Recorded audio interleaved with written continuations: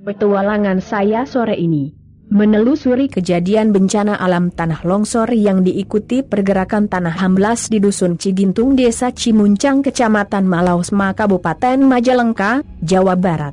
Kejadian ini berawal pada Minggu 14 April 2013 sekitar pukul 13.45 WIB. Di sana kami sedang melakukan aktivitas sehari-hari tebing yang terletak di Bukit Gunung Tai Uruk. Pendahulu kami memberikan nama itu yang berlokasi di atas permukiman kami, dan berjarak sekitar 1 km di atas permukiman kampung kami. Longsor yang menimpa sekitar 7-8 hektare sawah warga yang sebentar lagi akan dipanen ludes tertimbun longsor. Tak hanya itu, longsor juga menyeret ratusan pohon besar dan kecil. Malam pertama yang mencekam setelah kejadian itu kami kira musibah itu akan berakhir di situ. Malam hari sekitar jam 21 ada retakan tanah yang masuk daerah permukiman kami. Warga mulai panik. Sekitar jam 24 sesepuh kami pun mengumumkan di seluruh mushola agar bersiaga karena retakan tanah makin membesar dan meluas. Kepanikan pun makin terasa mencekam. Kerumunan warga bersiaga di luar rumah. Sesekali ada suara-suara yang aneh yang terdengar di dalam tanah. Kami sempat berhamburan beberapa kali ketika mendengar suara itu. Hingga besok pagi kami pun berjaga di luar rumah sambil memperhatikan tanah yang terus bergerak. Sebagian warga berkemas dan bersiap-siap karena kemungkinan terburuk bisa saja terjadi. Tapi kami berusaha untuk tetap tenang. Hari pertama warga mengungsi dengan barang bawaan seadanya. Besok harinya, hari Senin tanggal 15 April, retakan tanah makin membesar, dan ada beberapa rumah warga yang sudah ambruk. Beruntung tidak ada korban jiwa dan luka pada saat itu. Kepanikan pun semakin terasa, karena ada beberapa warga dari tetangga kampung kami yang melihat kejadian, dan memperhatikan pergerakan tanah. Yang terlihat jelas retakan tanah yang makin meluas dan membesar. Kami pun menyiapkan barang-barang kami yang bisa dibawa untuk mengungsi. Kami tidak berpikir panjang, dalam benak kami hanya ketakutan dan kepanikan pada saat itu. Walaupun terdengar suara dari pengeras agar warga tetap tenang, kami pun memutuskan untuk mengungsi dan membawa barang seperlunya.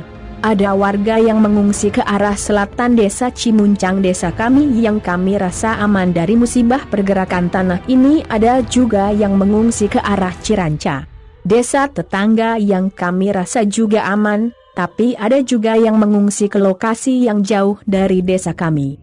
Karena kampung kami hanya memiliki satu alur jalan yang menghubungkan dengan kampung-kampung yang lain, yaitu ke arah utara desa Ciranca dan selatan ke desa Cimuncang. Pada pagi hari kendaraan masih bisa masuk ke kampung kami, saya masih bisa bantu warga mengungsi, tapi sekitar jam 11 WIB, jalan yang ke arah utara pun sudah tidak bisa dilalui kendaraan. Kami hanya memiliki satu jalur evakuasi, yaitu ke arah utara desa Ciranca. Pada hari itu hampir seluruh warga bisa mengungsi dengan barang bawaan seadanya. Hari terpanik yang kami rasakan yang terjadi di kampung kami, tangisan ibu-ibu kami, seruan-seruan agar tenang, dan lari-larian warga yang sangat kepanikan kami rasakan, dibarengi dengan rasa takut yang amat sangat.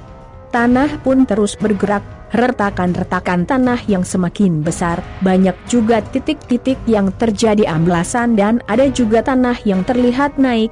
Saat itu saya bisa menyaksikan tanah yang amblas hampir sekitar 2 meter dalam rentang waktu 3 jam, belum lokasi yang lain yang tidak sempat kami perhatikan, karena kami hanya fokus pada penyelamatan diri dan keluarga.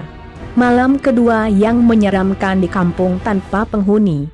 Malam ini adalah malam kedua bencana Cigintung, tapi merupakan malam pertama dalam sejarah. Kampung kami dikosongkan, 2.000 warga penghuninya mengungsi ke tempat lain, yang tersisa hanya rumah yang terus retak dan satu persatu mulai ambruk dan isi perabotan yang kami tinggalkan. Listrik pun sudah mati dari sejak pagi hari, karena banyaknya tiang-tiang listrik yang tumbang, akibat tanah penyangganya bergerak. Saya dan beberapa pemuda yang lain berjaga di wilayah pangkalan sebelah selatan kampung kami, yang saya rasa sedikit aman. Di sela-sela ketakutan karena tanah yang terus bergerak, kami harus menjaga kampung kami yang dikosongkan. Pada saat itu sebagian warga ditempatkan di wilayah pangkalan sebelah utara, dan Sasangani sebelah kampung Cigintung. Pengalaman ini sangatlah menegangkan dan menakutkan. Tanggung jawab kami sebagai warga Cigintung yang harus menjaga kampung tercinta mengalahkan rasa takut akan kejadian terburuk pada malam ini yang mungkin menimpa kami. Untunglah pada saat ini saya bersama Komandan Rayon Militer dan Ramil 1706 Kapten INF Irianto dan beberapa anggotanya. Ini adalah perkenalan pertama saya dengan Pak Irianto. Setiap 2-3 jam sekali kami turun ke lokasi bencana. Rasa takut, was-was, mencekam dan tegang yang amat sangat kami rasakan pada awal kami masuk ke lokasi bencana. Malam itu sekitar jam 21 WIB terasa sangat gelap sekali. Tidak ada listrik, kami hanya menggunakan penerangan seadanya untuk masuk ke lokasi bencana. Suara aneh terdengar dari dalam tanah. Akibat dari pergerakan tanah yang masih cepat, kami terus berjalan dengan ketegangan kami dan tetap berhati-hati, hingga kami pun sampai di pertengahan kampung. Di depan balai kampung, tiba-tiba terdengar suara yang sangat keras dari kejauhan. Kami pun lari berhamburan ke atas permukiman yang kami anggap aman. Setelah kami selidiki, ternyata suara itu berasal dari salah satu rumah warga yang ambruk. Suara itu jadi sering kami dengar, dan kami pun mulai bisa menyesuaikan dan terbiasa dengan suara-suara runtuhan rumah, hingga beberapa kali kami turun ke bawah untuk memeriksa keadaan kampung yang sudah kosong ini. Rumah-rumah banyak yang ambruk pada malam itu, kolam ikan banyak yang kering karena tanahnya retak. Hewan peliharaan warga pun banyak terlihat di luar, karena sang pemiliknya sudah mengungsi. Hari kedua, perabotan rumah dan barang-barang warga yang bisa dibawa dievakuasi. Esok harinya, hari Selasa tanggal 16 April 2013, seluruh warga masuk ke kampung untuk menyelamatkan barang-barang, hewan peliharaan, dan ikan dalam kolam yang sudah tidak ada airnya. Semua perabotan rumah dikeluarkan mulai dari lemari, kursi, kulkas, kasur, alat-alat dapur, alat-alat rumah tangga untuk dievakuasi, tetapi kesulitan besar menimpa kami. Saat itu hanya setengah jalan kampung yang bisa dilalui kendaraan, itu pun harus dibantu dengan tenaga manusia. Tanpa kami sadari ternyata sudah banyak sukarelawan yang membantu kami, terutama dari tetangga desa. Adapun terlihat beberapa sukarelawan dari jauh, ada dari FPI, Tagana, PKS, bahkan ada beberapa anggota BPBD, kepolisian, TNI, banyak sekali saya lihat. Tidak bisa saya sebutkan satu persatu.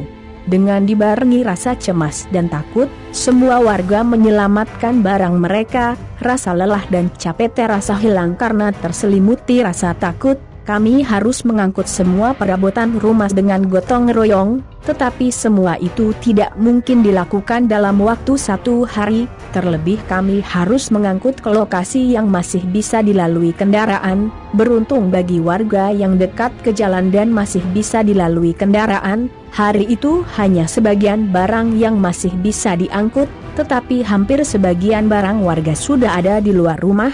Namun karena kendaraan sulit masuk hingga hanya sebagian barang yang bisa diangkut ke lokasi yang aman, banyak kejadian pada hari itu, dari rebutan kendaraan, barang yang jatuh dari mobil yang ikut amblas, rumah yang runtuh, tanah yang makin amblas dan naik ke atas, tapi syukurlah semuanya bisa terkendali dan tidak ada korban jiwa. Sementara hanya itu yang dapat saya tulis. Artikel ini akan terus saya perbaiki dan saya tambahkan sesuai dengan fakta di lapangan, karena masih banyak kejadian-kejadian yang kami hadapi ketika terjadi bencana. Semoga ini bermanfaat dan dapat dibaca di kemudian hari oleh anak cucu kami, dan semoga kami bisa mengambil hikmah dari semua kejadian bencana alam di kampung Cigintung.